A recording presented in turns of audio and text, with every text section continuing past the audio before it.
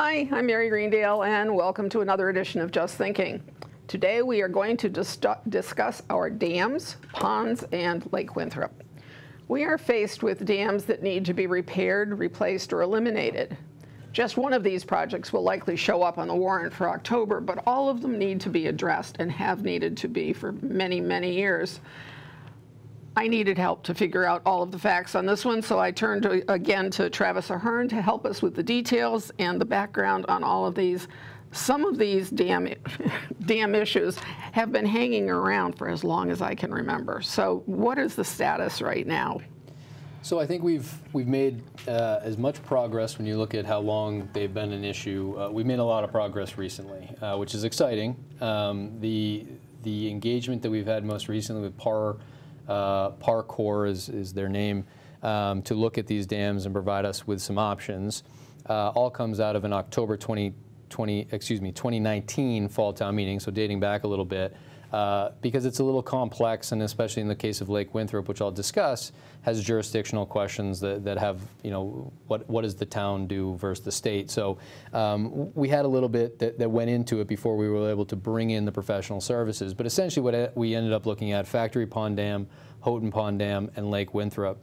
And Let's interrupt you. Factory Pond is on Woodland Street. It is. Clearly visible. Houghton Pond is not really visible. It's behind Dunkin' Donuts and sits at the end of Francine Drive, or behind Francine Drive in Queens. Yes. And obviously Lake Winthrop, we know. Right. And so the $45,000 from that article back in 2019 has been used to engage really two consultants. One, we have to stay in compliance with the state, the Office of Dam Safety, and we have to provide them report that we have analyzed our dams for structural integrity, et cetera, and then we have plans in place should any dam, regardless of its status, have an issue, that we know what we're going to do in those scenarios. So we engaged Lennard Engineering to put those plans in place, and we're in compliance. And we are aware that these dams are in poor condition. That is a grade that we get. It's not me, going off the top of my head. Right, exactly. And so they are in poor condition, and so there's also various stages of poor as a grade, and so we know what those are, and we have plans in place, which is how we stay in compliance with the state. What we then engaged PAR Corporation to do for us was to provide, in our words, a cost-benefit analysis, in their words, an alternatives report, and that was to look at three potential outcomes for those three dams. So one is to repair it. So that would, the way that they generally look at that is if you go in, you make substantial repairs, you get 25 more years of useful life out of that dam. A rehabilitation or rebuild gets you 50+ years, right, because you now have a new dam in its place. And then the third option is removal. And in some instances, the state pushes you to removal. They want, from an environmental perspective, you to return things to a natural state, but they grade those, and they tell you the dams that they feel grade higher and should go the direction of removal, and the dams that they don't necessarily have an opinion on. So for Factory Pond, the report came back. Both of these reports, so it was Factory Pond and Houghton Pond, were presented to the Select Board. That was May 16th of 2022, they presented these to the Select Board. Lake Winthrop has not yet been presented to the Select Board because we are still waiting to answer the jurisdictional question. PAR Corps is working with the state to still answer those questions. We have been unable to get responses to some of the things we need to definitively answer it. What jurisdictional question? You mean we don't get to own it?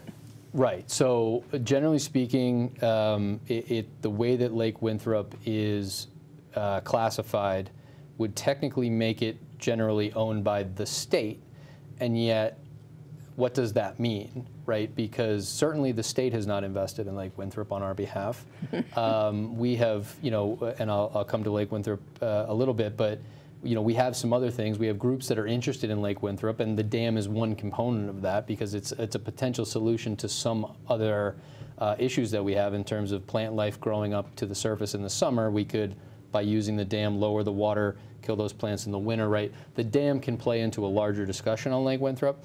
But to answer the question of, is it ours or is it the state's, is the jurisdictional question. And most likely what ends up happening is the state says, anything you want to do, you have to have our approval, but you're going to pay for it all. So that's the worst outcome, yeah. but also the most likely. And part of that also is we're a little bit different in 2022 than we were 10 years ago, where there's a lot of federal and state funding at the moment. So even if that were to be the case, there's still a potential that we're able to partner with them. And so Lake Winthrop has a lot of interest in it at the moment. A group presented on August 1st, led by Shaw Lively, who's the Parks Commission chair, but was there as more of an interested resident, previously on the Concom and Open Space, to just discuss, holistically how to approach asset management of Lake Winthrop, and the dam being one. So that one is that's got a little bit on hold at the moment. The consultant still owes us the deliverable, and they're pushing as far as they can at the moment to get the state. Factory Pond and Houghton Pond were presented to the Select Board, and Factory Pond is relatively straightforward. Through excellent work of former Rep. Dykema, Senate President Spilka, $1 million was in a bond bill from 2018. And with this report that we got from PAR, I took that, I went to the state, I said, can we have our money, please? And because we have the Senate President to help us, we got that money. So we got $1 million towards Factory Pond. The report essentially said, you need to replace this dam. As you said, you notice it because you're on Woodland Street. I'll say, as somebody relatively new to the community who travels down Woodland Street, if you are going towards the schools on Woodland Street, the 8-arch bridge is to your left, there's a little dam right here. And you don't know that you're going over a bridge, but there is a bridge right there. And that bridge is part of what we would need to do in a reconstruction of a dam. We would need to make sure that that bridge is also settled. Woodland Street has a heavy commercial vehicle exclusion on it now, but it's very well used and it supports our schools on Woodland Street, so it's vital. So where we are right now is we have the funding in place, right? We have the $1 million from the state, the ARPA steering group and the Select Board put up our own ARPA funds to meet the difference. And I've sat down with the highway superintendent, who's our deputy DPW director, our facilities manager, our fire chief, and we're moving ahead with procurement on planning that out. It requires design engineering, and it's going to require making sure that we do that work at a time where we can shut down Woodland Street, which is not a lot of time because of the schools and businesses on one end and residential. So that is underway, and that's progress, right? And having the funding in place is always what helps me feel better. Exactly. Houghton Pond is less clear-cut. Essentially, that report, if you look at it simply on paper, seems to lead us towards removal of the dam. And yet, I think the questions that the Select Board asked of the consultant at the time it was presented cannot necessarily be answered through the phase of the study that we were in, which is the sediment that's in the area there, the hydraulics that happen, which is essentially what happens when you remove a dam, yeah. right? There are downstream impacts, and that certainly is considered in this, but it is not considered to the nth degree, to the end of the last drop of water. So I think where we are now on Houghton Pond, to answer the question of is this a reconstruction or is this a removal, will be an article in front of October town meeting to do the next phase, which is the hydrology and hydraulics, and which is H&H is the term on it, and then the sediment. And so with that, then I believe potentially going to next May or beyond, the town will be able to look and say, if we're going to replace it, because we don't think we can remove it, or we think we can remove it, but now we have to have a really extensive community conversation, because that could impact the face of Holliston, but also the face of neighboring communities. So that one's a little bit not as clear-cut as Factory Pond, and yet I think we are close enough and have enough information from PAR to bring to town meeting to say, here's the next step that we need to take on Houghton Pond. So Factory Pond's underway. Houghton Pond would be in front of town meeting to ask for the funds to do that next phase and answer the final questions. And Lake Winthrop has been held up a little bit by the jurisdictional, but I think there's a very good group of people who are looking to look at the way we address Lake Winthrop from an asset management perspective, and come up with an approach for the town for the next few decades. I'm relieved to hear that Factory Pond's going to be resolved, because when we were doing the 8-arch bridge restoration, if you are down on the ground beside Woodland Street and you walk over what is the dam, okay, or if you peer underneath it, you'll see all the boards are in the water. So there really isn't much protection, and the biggest risk to the 8-arch bridge is water. Because if anything floods and happens to move the bottom, the cornerstones, that's all that's holding you know, that's holding it up, and there's one little keystone at the top, but it's those cornerstones down at the bottom that are holding it there. So that was always a big concern about long-term for the bridge. And then as far as Houghton Pond is concerned, I have pictures, which I am going to have to dig out and send to you, from 2005 when we had heavy rains. And we had cars buried in water behind Dunkin' Donuts, and Dunkin' Donuts septic system floating in the back parking lot, and then water running across Washington Street and right over the railing. So I know what it looks like, and it also, up in Queens, when that happened, you could not walk anywhere. No street was left untouched by water. It was just, you know, knee deep. So can the state fine us if we don't do these? Not that I'm recommending that, but. Yes, the state can step in. I mean, really what the state can force us to do is continue to do these other reports, the ones that we've done through Lennard Engineering, to stay in compliance, the ones that show that we have, you know, an emergency action plan, the fact that we report to them every so often that we've evaluated it, we know that it's still in poor condition. It really is, you know, I refer to it as soft costs in the worst possible way. We're just throwing money at something that we know is an issue and not addressing it. So the reality is that, yes, we can continue to do that to avoid the fines because it's cheaper for us to do that. But if we don't address them, all we're doing is saying on an annual basis, yes, we understand that it's terrible and we're not doing anything yet. So it's nice that we have a plan for one. I think we have the questions that we need answered on Houghton, and the Lake Winthrop one, you know, is, of these three from the concern level, is not as high as Houghton and Factory, so that's good. But I think that we will, you know, certainly look for opportunities because of the jurisdictional question to also make sure that we have financial partners to address anything that we can do there. And so, yes, I mean, essentially we can be forced, our hand can be forced at some point. Where we are right now is that we will at greater frequency need to do reports to send in, to not be fined, that say we understand that it's poor, right? And now we're just throwing more money at something without actually addressing it. So that's what we're, you know, by putting in action plans, we are fixing that. Could a homeowner sue us if the dam let go and his property were destroyed?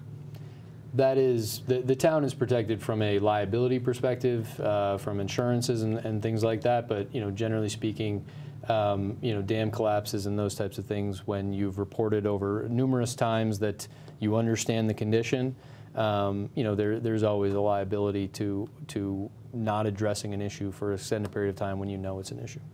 Certainly doesn't read well on the front page of any newspaper that you can find. But anyway, as far as Lake Winthrop is concerned, do we have to do anything? I think holistically with Lake Winthrop, we're having, you know, water quality issues because of not just invasive species plant, you know, not just invasive plants, but plant life in general. I think we're experiencing issues that need us to take a significant look at how we're approaching Lake Winthrop to make sure that it's usable for our residents and remains in good standing. And I think the dam is just part of that. At this moment, the state is not pushing us to do something specifically with that dam, but I view it as part of, you know, a holistic approach to the lake. It's an asset that we, I think, have underutilized, and, you know, we've tried several times over the years to do something, and we have done things. We've dredged when we weren't supposed to, and all kinds of things, you know. Not that anybody told us, you know, we were given permission to do it, but we dredged and then turned up dioxin and whatever else, and all those happy things. But anyway, I'm glad that somebody has actually stepped up to say, hey, let's take a look at it, because it is really the crown jewel. Anyway. So, once again, we have our background, we have our facts and figures, and we will go forth and talk with the town officials that are going to be responsible for explaining all of this and talking the pros and cons and so forth with us. So absolutely. That'll be very helpful. All right, and thank you again. Thank you. All righty. Hi, I'm Mary Greendale, and here we are with another edition of Just Thinking. Tonight I have a couple of guests who are going to talk to me about, or talk with me about, the dams in town. We have several, but we're only going to focus on two of them. And the reason we're talking about these two is that they are under scrutiny right now to either be repaired, eliminated, or continue to be neglected. I guess I'm not sure that's a real option, but at any rate. Okay, so Ben Sparrell from the Select Board, Chair of the Select Board, and Chris Bajdek, who was on the Conservation Commission, and I dragged out of retirement to come back and talk to us about this. It's been a short retirement. Yeah, yeah, it's only been since June. But he was the one that was on the study committee that was sort of the working group that was looking at the dams and so forth. I wanted to kind of kick this off with some pictures that perhaps you've never even seen, but the first pictures are, all of the pictures are from October in 2005, and the first pictures will start out at Factory Pond over on Woodland Street. This is looking out across, you know, behind the bridge. The water was, it doesn't look all that bad there. It's pretty full. It's not too bad. But when you get over to the dam, you start to see what's happening. If you look under that dam, really, you'll see it's all completely rotted. It's just wood underneath there that is completely rotted. But this was what was happening up top. And what was happening really was that back up on Washington Street, the flood, this is still Factory Pond, the flooding that was taking place in Houghton Pond, which is where the serious flooding was behind Dunkin' Donuts, was doing that. And so there we are in the back behind Dunkin' Donuts, that truck, that car. Then there was, obviously, that's how high the water was, the dumpsters, you know, standard size. This is out on Francine and Westfield Drive in the Queens. Obviously, that water was like up to my knees as I would be sloshing through it.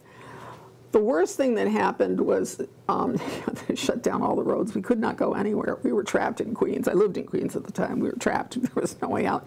That's a septic tank at the Dunkin' Donuts that's floating because it was a plastic tank and it just floated up out of the ground.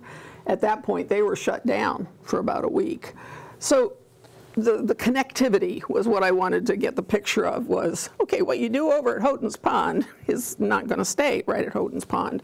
And when Houghton Pond flooded out into the Washington Street, the fire department was putting water over the railing down into what would be Linden Pond, the tiny little one on the bottom of Linden Street, goes down there, and then it just all flowed, of course, down to Factory Pond. But at any rate, the pond at Factory is the one that we have decided we're going to do. We have money that we got from the state for that. So there was a bond bill, I think it was 2017, that allocated $1 million potentially for the town to access, and we were able to get access to that money this year. And we're going to use a little bit more, I believe, ARPA money to make up the difference between the estimates for the repair to the dam. And part of that is also, as you pointed out, the rotting underneath with the culvert is to fix that. And the hard part there is just going to be timing, because you got to shut down Woodland Street, and it's going to be a little chaotic, and you don't want to do that obviously with school in session, so you want to wait until the time is right. So it's going to be a little time and a little engineering to make that happen. But yes, we have access to some money that we're going to be able to fix Factory Pond. So actually, Woodland Street is a bridge. As we go rumbling over it, we don't realize that we are, you know, rumbling over a bridge. Now, when we were fixing the 8-arch bridge, we once put a fire engine down there. And then suddenly I realized, oh my God, don't go any farther than you are right now, because if you do, you'll be on that little part where the wooden dam is, or whatever the culvert is. And, you know, a fire truck would have ended up upside down in it. I really didn't want to have that happen on my watch, so we backed out of that one quickly. Somebody had graffitied the bridge. We were trying to get down there with a power hose to try to clean it off, you know. But at any rate, okay, so Factory Pond was originally the power source for the factory that used to be there, Darling Woolen Mill and several other woolen mills along the way. The kind of work that we're going to have to do there is minimal, is it? Or I don't know, I'm asking. I don't know. What is the level of damage there? I don't know. I don't remember off the top of my head how much it is, but it's, I mean, there's certainly some work that needs to be done. It's not, I wouldn't say it's minimal, but it's certainly, it's not, you know, I think there's enough there that can be salvaged. That just needs to be, there's some repairs and things that need to take place, and you know, the right folks and the right engineers to make sure it doesn't all come cascading down, kind of thing. So I think, right. Yeah, in my opinion, I think, you know, some further action needs to be done. I mean, we're past the point of just doing maintenance.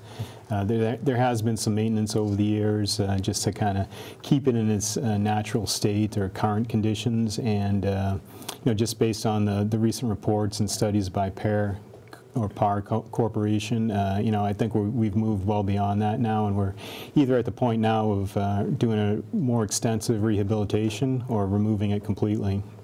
And based on the PAR study for Factory Pond Dam, I mean, we found, or they concluded that, you know, just based on the pricing, you know, it seemed like the rehabilitation worked for Factory Pond. So, and removal in itself was more expensive, because I think removal, if I remember correctly, required a new bridge on Woodland Street. That would have to be replaced in whole, in its entirety.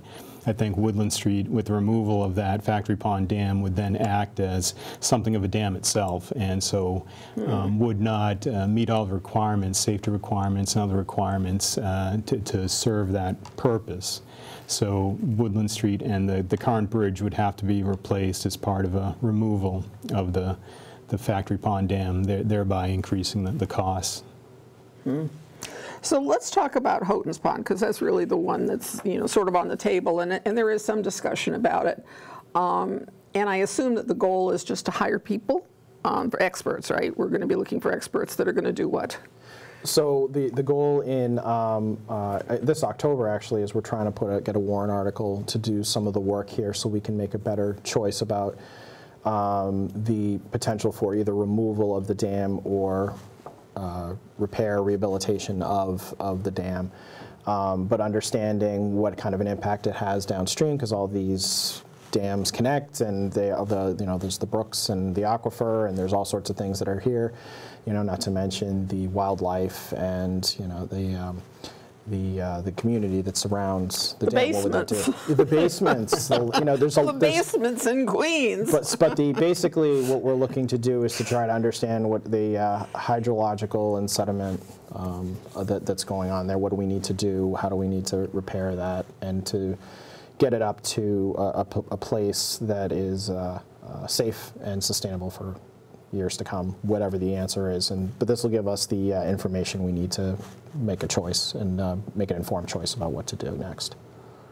Well, I assume that if you're going to be talking about pulling the plug on something, that you're not just talking about the mechanics of, oh, absolutely, you know, what it takes to dismantle it. So do they bring in experts that are into the wildlife and into the natural resource? What's going to happen? I mean, what's going to come back? Is it really going to restore back to what it was when Jar Brook, because Jar Brook was what got dammed. Is it going to really restore back to that? Or do we really know? It depends on how we write the request. So if we want to have the request to include that as part of the study, and I would think we would look to see what that kind of an impact it would have if removal is the recommendation. Right, and along those lines, if it's not addressed by this current report that's for which, you know, is going to be on the warrant this fall, I think once a decision is made about a course of action to take, you know, by town, coming out of that report, that might be something that the Conservation Commission might ask, you know, when it comes time to permit the project and do the removal.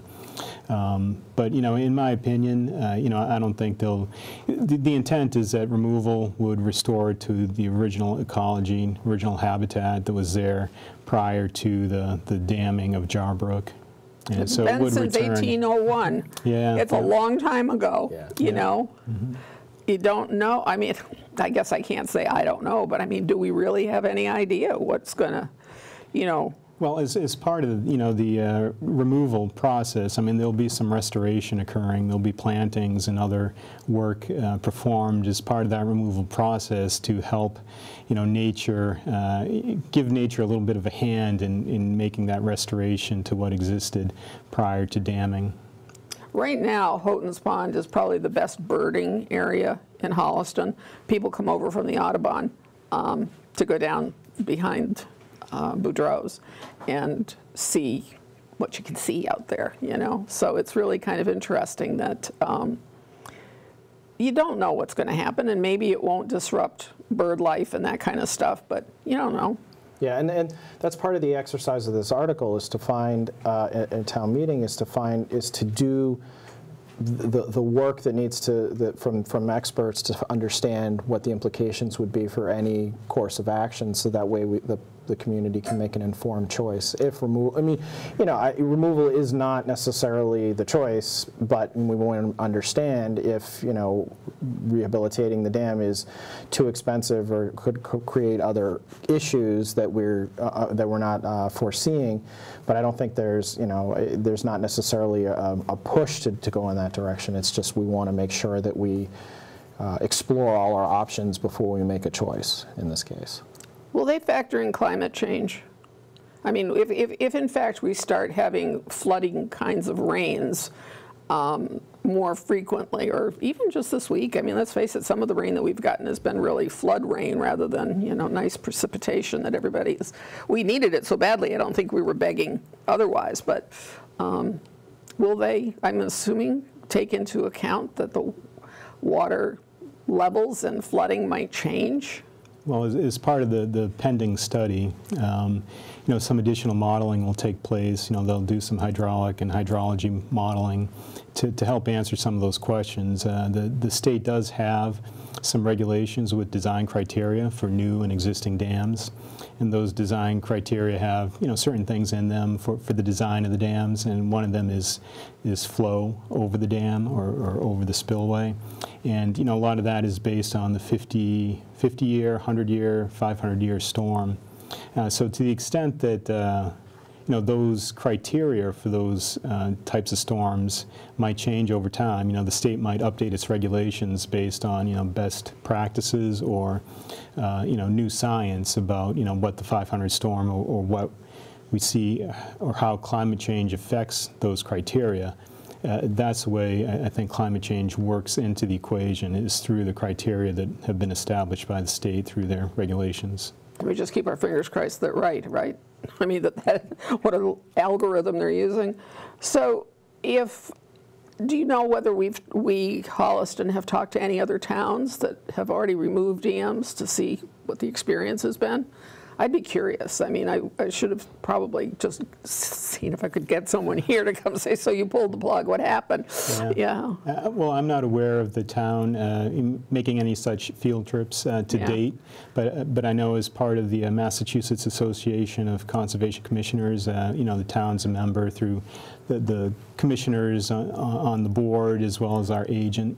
There are emails that come out, notifications of these types of events that occur. There was one just recently, an email I received, even though I'm retired, of a visit to a removal project out in I think in the Springfield area. And so it's open to commissioners to go out and visit, and other town officials. So to the extent that MACC, you know, keeps its members aware of such opportunities, that's something that we could certainly do as we move along in the process. Yeah, I'd love to talk to somebody who did it 3 years ago and find out just, you know, what happened with if they got increased rains and that kind of stuff or whatever. I grew up in Springfield. I wonder what they were doing messing around in Springfield.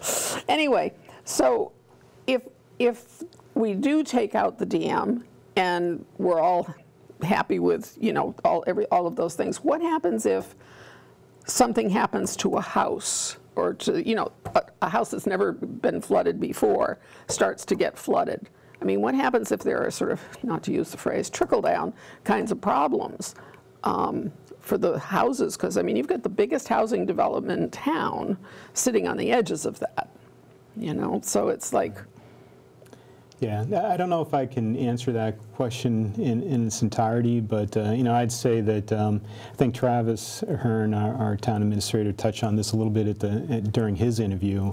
And in my opinion, however, the greatest risk of liability probably occurs in the do-nothing scenario. You know, if we do have a catastrophic a failure of one of the existing dams. We've been on the record now with the state for over a decade, and everybody knows our dams are in poor condition, and at some point, and those reports are from engineers. So if we do nothing, I think the potential for liability is greater. Now with the removal of the Houghton Pond Dam, one of the things that increases is the capacity for flood storage. So the event of one of the big rainstorms, 500-year storm, if you're dealing with a brook or a riverine area, some of the extents of the pond in its current condition that are now underwater, will in the future be floodplain, with the removal of the dam. So in some ways you increase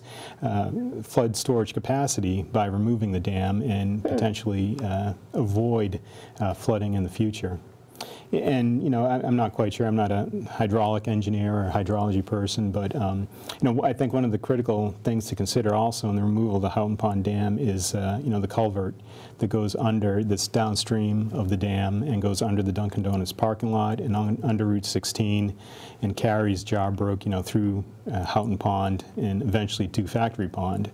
And that culvert, I think, is part of the equation that could be addressed and should be addressed, and should be considered in this upcoming report. Just a part of the one variable to consider in the alternatives that we're looking at. Either rehabilitation or removal. What about disruptions for businesses? I mean, you can't.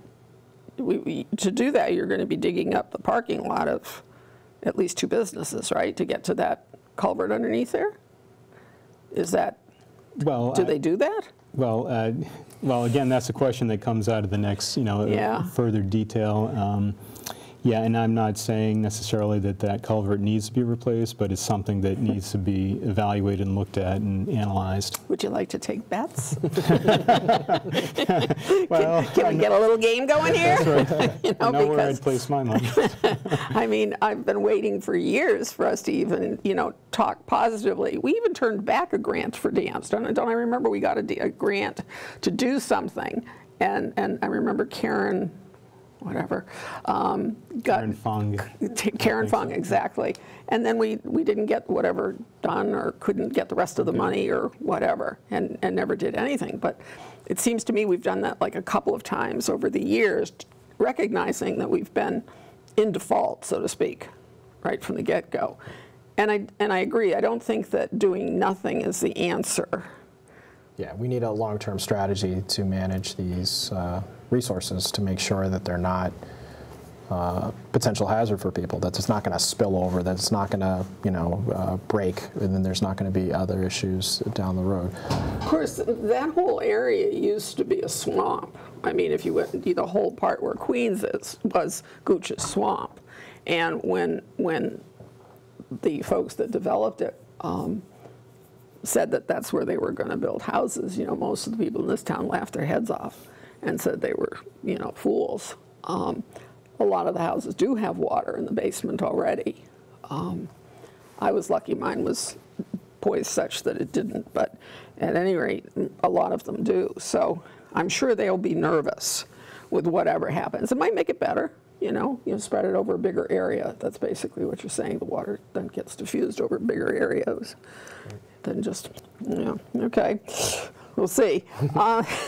So the other thing that might happen, or would it happen, that if you pull the plug, could people who don't have access to land that is now underwater, could their land, they now have access to land, not just the water, do they pick up, like, it won't be waterfront anymore, but you know what I mean? Yeah, that's. But I mean, I think it's something you've got to deal with. Yeah. It's one of the questions. I know it sounds silly, no, but it's like, only because I'm on the board of assessors, it's going to be like, okay, these guys just picked up an extra quarter acre or whatever. But they lost waterfront. Yeah, well, that's true. It might balance but I don't out think. I wonder, do the people on Houghton's Pond get a water view thing the way they do on Norfolk Street? I can't answer that. I don't know. I'll have to check. Well, I think some people have boat launches. I think there certainly are some people who have access to get out onto the pond. Huh. On the Queen side, perhaps. Yeah, it would be Francine Drive. Right. That would be the side of it that you could do that from, maybe. But I mean, I'm just, I live on Jarbrook Road, and I know Right. that, at the end of my street, the water is receded a bit with, pulling out some of the boards in the Houghton Pond Dam. So the level in the pond, as everybody knows, has dropped from what it had been in years past. And, previously waterside yards or properties are now, have a pretty good buffer. But I'm just aware, I looked at some parcel data that's available on the on Mass Mapper's Massachusetts GIS website, Clearinghouse, and it appears that there's only one parcel that is privately owned that's, largely or mostly within the Houghton Pond area that could potentially, be more of an upland area, once the waters recede, if removal were to take place and we have more of a riverine environment. So, but most of what is Houghton Pond now that is underwater appears to be owned by the town. At least that's what shows up on Mass Mapper. So, yeah, only one potential parcel would be affected in that manner. we used to have screech owls there. Do we still? Do you hear screech owls over there anymore? I'm not sure. I don't know my bird calls. You would know them only because in the middle of the night they're making loud screeches. They drove me nuts when I first moved there. I was like, what is that? I finally figured it out. I liked it. But they seem to have moved away before anything of late. I don't know what might have happened. But so if, is there any reason other than money to keep, will this decision be predicated only on money? That's really... No. No, I mean, I think, when I'm looking at these kinds of decisions, I mean, certainly cost is a factor, but it's not the well, I guess it could be a deciding factor depending on some of the other options, but I mean, we certainly have to understand the engineering. What is the impact on the community? What is the impact on the wildlife and on the fauna in the area? I think it all has to come into play. And then what does the public think? I do want to understand, I do want to hear. When we had we had some conversations about the dams a few months ago, and we certainly got some public interest. We had a few people who were pretty close by, some of your neighbors, who chimed in and had some comments, thinking about things like the birds and stuff like that. Stuff that, because I'm not in that area, I don't necessarily see it as much, but it was helpful for me to kind of understand how it would impact the people around it. So in my mind, as I'm making a decision, I'm thinking about the money, but that's not my only thought, unless the money is completely egregious. It's a crazy number. Is there any idea what a number it would be? I mean, are we talking like $10 million? Or are we talking, high above that?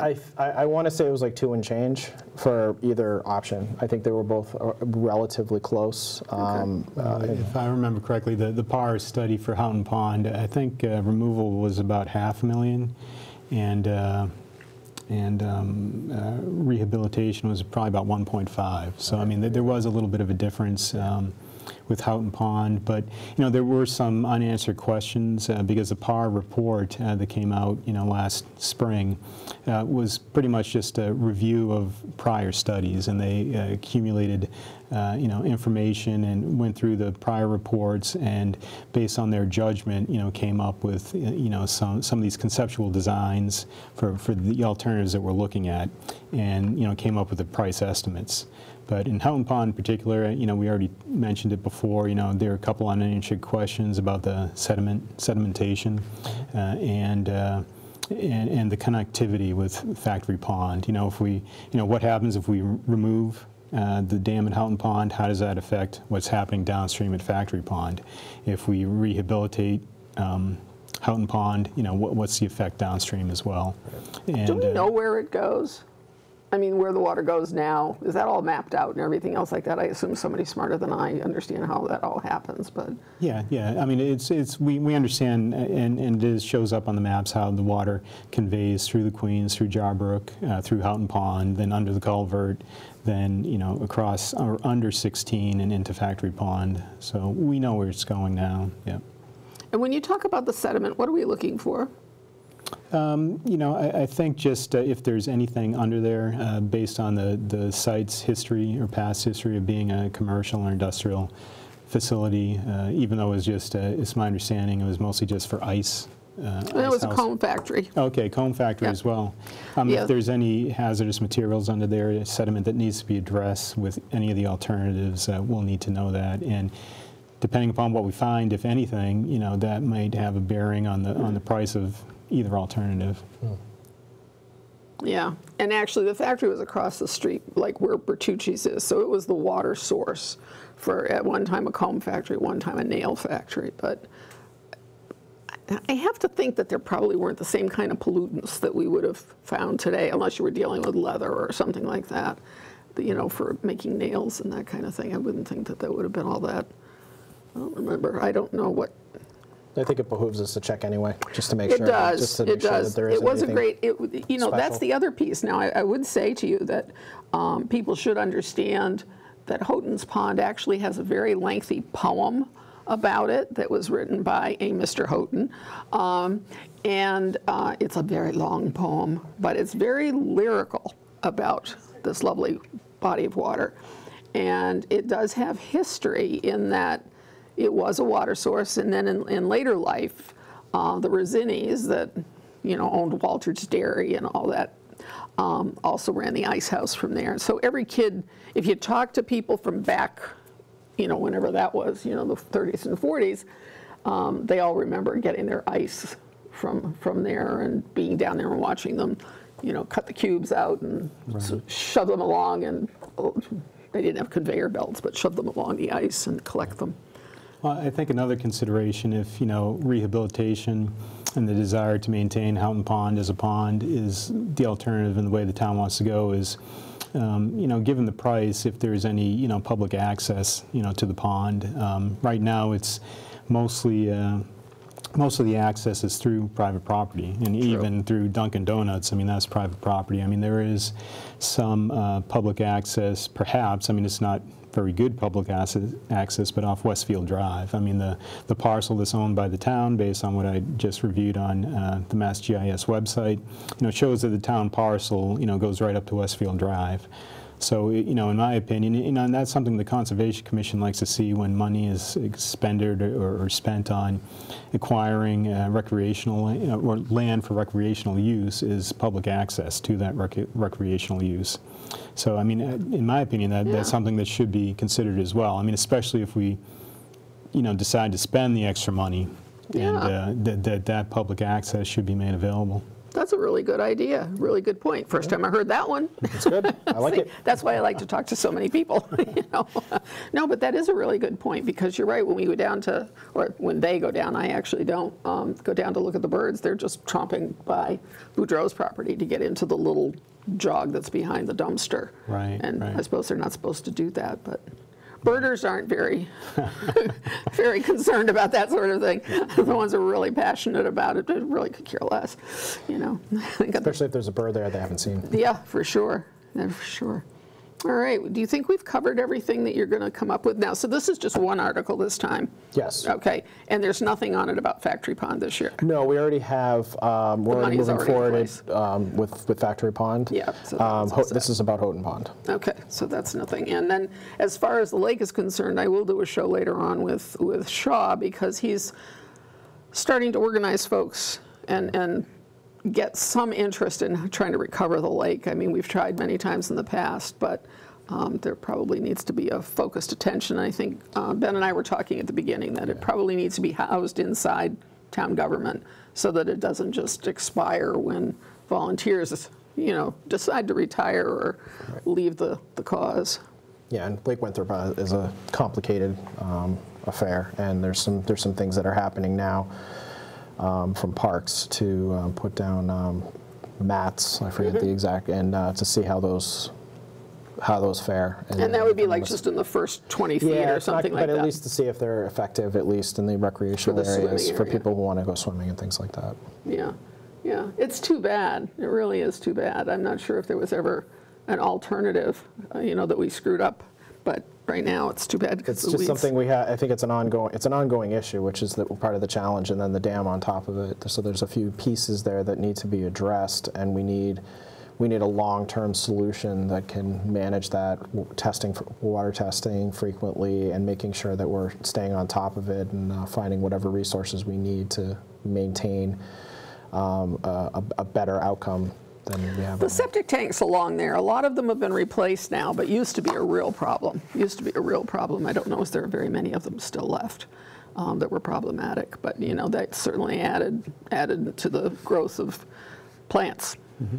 And there's some, I think there's an endangered species in there too that complicates things. Swell, how many? At least one. At least that's all it takes, right? And of course, it's a long-lived turtle or something, right? So that's a mussel, I believe. Oh, it's a mussel. Yeah, I remember hearing that. Yeah. Yeah, in my opinion, you know, it might be worthwhile for the town to, I mean, just based on the jurisdictional issues and questions revolving around Lake Winthrop, is to, I know it's another board or committee, but to have some sort of a Lake Winthrop commission or authority. Yeah. Because Conservation Commission, while we have an interest in the lake and you know, protecting it and such, we're also, you know, responsible for permitting any work that occurs there. So in some ways, potential conflict of interest perhaps, and I think for that reason, I think since there's no body that really feels like they have jurisdiction over the lake, that I think maybe action doesn't get taken as quickly as it should or could happen. So I think maybe with the Lake Winthrop Commission that's you know, maybe falls on the select board might be a good solution. I think that's another good idea. There you go. Yeah, I mean, yeah, we could. I mean, we had that conversation with Shaw a couple of weeks ago, and it was a good conversation. My concerns about that, I think, I do agree with it. The problem becomes is that, you know, as Mary suggested, that the longevity of the group, making sure that there's, you know, I'd want to make sure that there's at least one town professional. There's an engineering seat, there's an abutter, you know, like making sure that we're thinking about it right, and that the output of the group is effective. There's a group in Concord for one of the Concord ponds. It's not Walden, I think it's Farm Pond, and then but that could be Sherburne too. But there's groups that do those kinds of things in other communities that we can kind of take what we like from those outputs to see if there's something that could work for us. And then, but I think we still need to resolve some of those other issues, like the dam could be something, and then there's beavers, and there's a lot of factors. There's a lot more complicating factors at Lake Winthrop that a commission probably is the right choice. Somebody's got to study it. You know, somebody's really got to live it, so to speak. Right. And you know, I don't know, as far as being specific about wanting certain kinds of people or experience on them, we don't do that with the Concom. We don't do that with the TAC. Yeah, but I mean, we wanted to have an engineer who understood traffic and things like that on that group. I mean, I think it's a really good idea, but it sounds cumbersome, but go for it. just a thought, you know. There comes a point at which I'm not, you know, what do you do if you can't find it? Doesn't mean you can't fill the seat. Just make sure that we're not boxed in. Sure. But anyway, okay. Thank you. Thank you for coming out of retirement. And You're welcome. I hope you don't stay in retirement for too long. You're too good a town official. You need to come back. Appreciate that. Thank you. Yeah, for sure. And thank you again, Ben, always. Pleasure. Okay. Thanks for having me. All right, and pretty soon, I think it's next week, we'll be doing a show on the handicap accessibility of sidewalks and doing water lines and sidewalks down Norfolk Street. So we'll be back with the local officials to talk about that. So thank you. Take care.